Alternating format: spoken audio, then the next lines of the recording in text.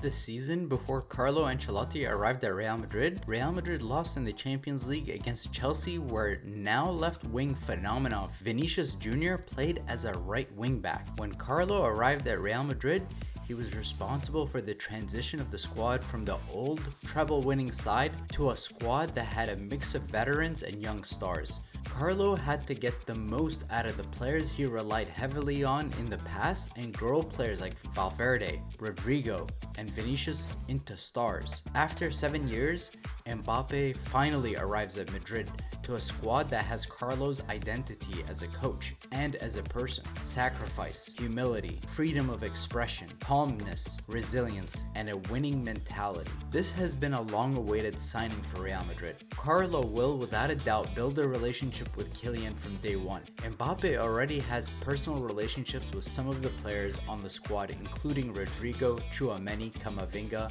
and Vinicius. It's been reported that Vinicius kept in close contact with Kylian, building a personal relationship with the French star to try and convince him to sign for Real Madrid. With the exit of Kroos, that complicates things a little for Carlo Ancelotti in selecting the starting 11 for next season. Toni Kroos was regarded as a guaranteed starter, and although no one in the squad has his ball progressing abilities, Carlo will need to find a new way to organize the build-up play. Kroos has been historically the player that managed the tempo of the team and led the ball progression. At times that would mean 1 or 2 short passes to draw the press from the opposition, then switching the point of attack. From the remaining midfielders at Real Madrid, talking about the starters, not the players who are going to be on the bench coming off the bench. So that excludes players like Dani Ceballos and Luka Modric. Tchouameni is the best long-range passer, or the best long-range ball progressor. And this season, Tchouameni was a starter for Carlo Ancelotti. He was in the best 11 for Carlo.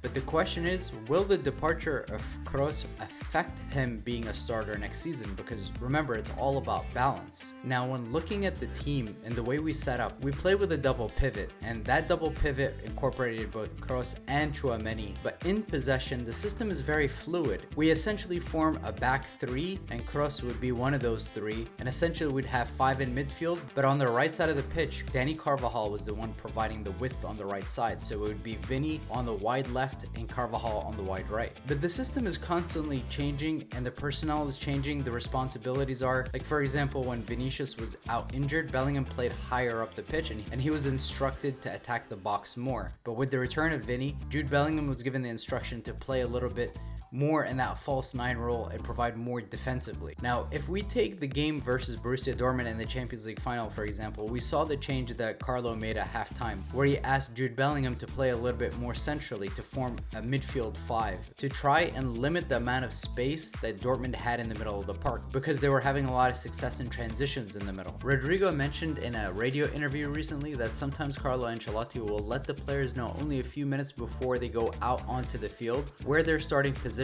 are. So he doesn't like to give the players too many instructions. He likes to give them as much freedom and fluidity as possible. And Carlo said that giving players very little instruction actually calms them, because giving them too much instruction and too many things that they need to keep in mind actually makes them more nervous, because they have to remember all of those things that they have to implement during the game. And ahead of our game against Manchester City, if you notice, Carlo Ancelotti mentioned many times mentality in the press. He kept on talking about mentality. He said it wasn't about the tactics, but it was really Real Madrid had to go with the Etihad and had to be very strong mentally. That's what was going to help the team get over the hump and win the game. Now, when you look at the first leg, this is Vinicius's heat map. Even though he technically played as a 9 in that game, we often saw him shift out to the left side to create overloads with Rodrygo, and Rodrygo would obviously shift into the middle. In transition, this free-flowing system makes it very difficult to contain. But when you look at our system when we're in possession, it's a lot more conventional. And part of the reason why this system worked as well as it did this season is players like Dani Carvajal that played out of their skin. Because Carvajal gave us a two-way presence, and obviously he was assisted by having Valverde cover for him defensively, because whenever the ball was lost in transition, Valverde was able to provide a lot of defensive cover for Dani Carvajal. But Carvajal being able to bomb down that right side and provide something offensively for us was huge this season. He was one of the best players for Real Madrid, the most consistent players for us this entire season. And Ferland Mendy not being injured and being able to have a patch of games and recover his form was also critical. This is the best Ferland Mendy we've seen in maybe 2 or 3 seasons. Ferland Mendy hasn't played this well under Carlo at all in his second stint. He wasn't this good since Zizou was at Real Madrid. Now, because of our system and the way Carlo deployed the team, that meant Rodrygo was able to play a lot more centrally down the middle. But of course, Carlo Ancelotti doesn't provide restrictions, so when needed, Rodrygo could also create overloads and shift out to the left side to try to create a 2v1 situation. Now, looking at next season, Carlo's job will be balancing and trying to offset the lack of defensive work that's going to be put in from players like Mbappe and Vinicius. Rodrygo is known for putting in a defensive shift, but that's by design.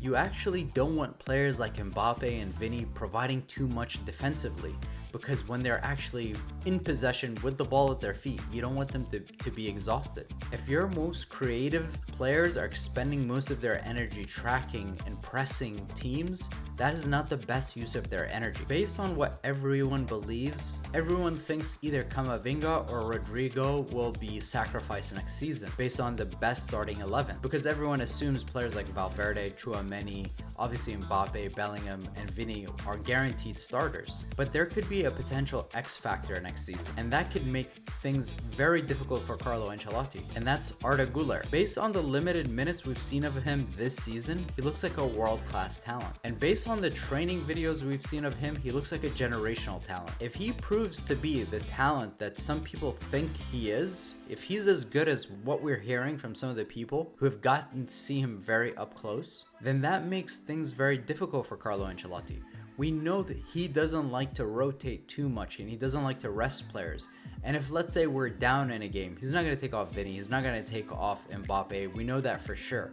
He doesn't like to do too many rotations of his really key players to keep them happy. But let's say even if Arda gets ahead of Brahim Diaz in the pecking order, and he's the player who's coming in to change the game for us, that complicates things, because that undoubtedly will eat away minutes from players like Rodrygo. Rodrygo is going to be the most likely player to be sacrificed out of our attacking players in terms of starters, because you're not going to take off Vinny and you're not going to take off Mbappe, so undoubtedly Rodrygo is going to be the one to suffer. But if Arda starts to compete with Rodrygo and he starts to prove that he's a once-in-a-generation talent, then unquestionably Brahim Diaz goes to the back of the line, and I don't know what kind of minutes that even leaves Jose Lu any way, shape, or form. There's no question that somebody next season will be disappointed, because Camavinga will expect now to get a lot more minutes because our Real Madrid legend has just retired, and he essentially played in the position where Camavinga would be, where we all believe Camavinga would be a starter. So from Camavinga's perspective, this is his big opportunity, where he can solidify himself as a starter in Real Madrid. And of course, Rodrygo has been used to being a starter over the last 2 seasons. You don't just go from being a starter at the biggest club in the world, then just settling for being a bench player and you're just about to hit your prime. So Carlo has a big task on his hand next season, figuring out the ball progression and finding somebody to do Kroos's responsibilities in terms of the long range passing, and finding somebody who's press resistant like him, because that was another thing, is our team was able to push higher up the pitch because they can rely on his 95% pass accuracy.